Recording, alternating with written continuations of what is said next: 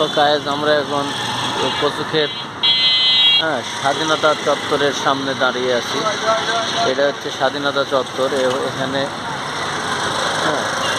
এখানে ঈদের নামাজও পড়া হয় এই জায়গাটাতে। এটা ৭১-এর পরে এই চত্বরটা তৈরি করছে এবং এই পাশে হচ্ছে কচুক্ষেত বাজার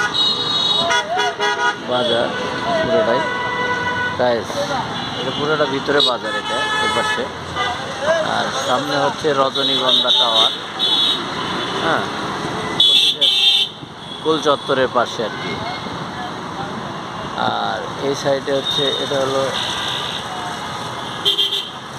স্বাধীনতা চত্বর। ৭১-এর পরে এই চত্বরটা তৈরি করছে। এখন পর্যন্ত এই অবস্থা, কোনো আপডেট নাই মোটামুটি আর কি এরকম। এখানে বিকেলবেলা অনেক লোকজন ঘুরতে আসে এই বাজারে এবং এ পাশে আছে কচুক্ষেত বাজার এবং সামনে হচ্ছে এই বাজারটা অনেক মাল খুচরা এবং পাইকারি বিক্রি করা হয়।